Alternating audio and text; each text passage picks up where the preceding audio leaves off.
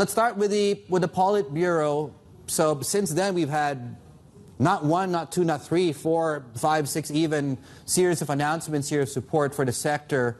What will the impact be is the question, I guess.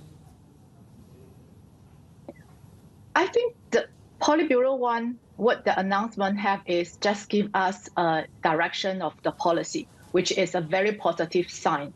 So this time, the top management of the country finally and explicitly expressed their view about the property market. So what they said is the supply-demand dynamic have changed.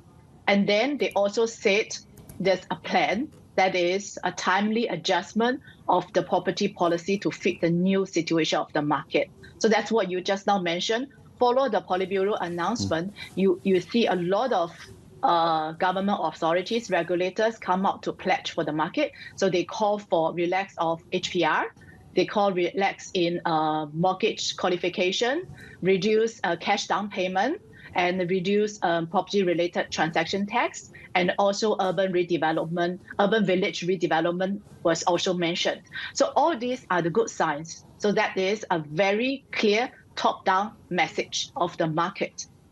But there's still no clear top-down nationwide level of policies specifying how to relax the policy, how to relax the restrictive policies, who will qualify for that, and at which cities or where. So that is something we still need to wait for, the details of the policy and not to say execution. And then let's look at the market. The market doesn't really reflect the positives of the policy. Right, and to your point, it's probably because we're lacking the details.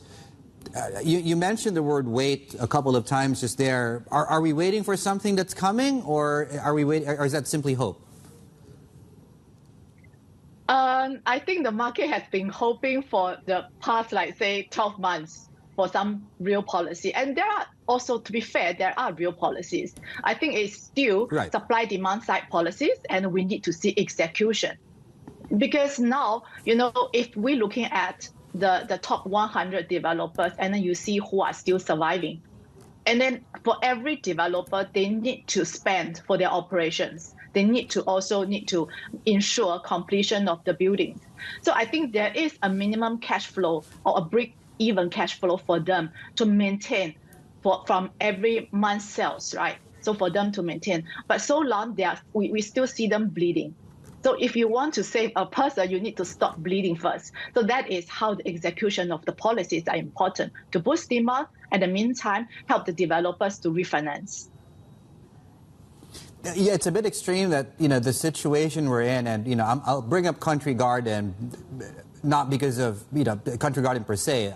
Country Garden is a reflection of, this is a big developer that we've talked about, and there's some concerns over liquidity. For example, you had that share sale that got pulled yesterday, and I'm wondering if we're talking about the biggest and perhaps the brightest might be in trouble. Can we make that assumption too, still, about other developers being in a similar situation?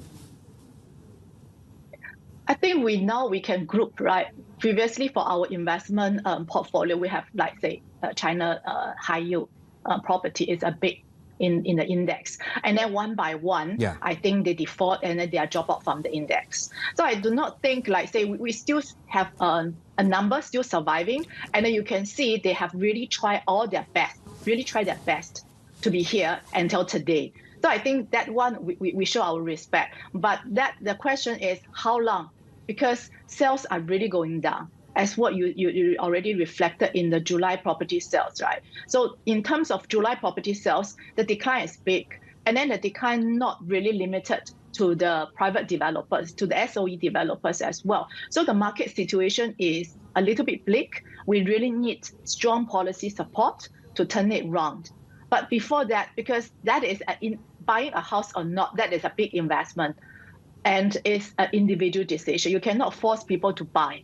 So I think at the meantime, how the policies to support the developers, as what I said, they are paying their cash flow. They have limited cash inflow, but they still need to pay the cash outflow. These are a lot of them are the fixed costs. They need to service interest. They need to pay debt. They need to pay their staff. So a lot of the things you still need to help them So that's why I'm just saying that you need to stop them from bleeding first, to let those still surviving developers to really survive. That is very, very important. I do not think any of the portfolio managers can withstand another few default cases in the portfolio.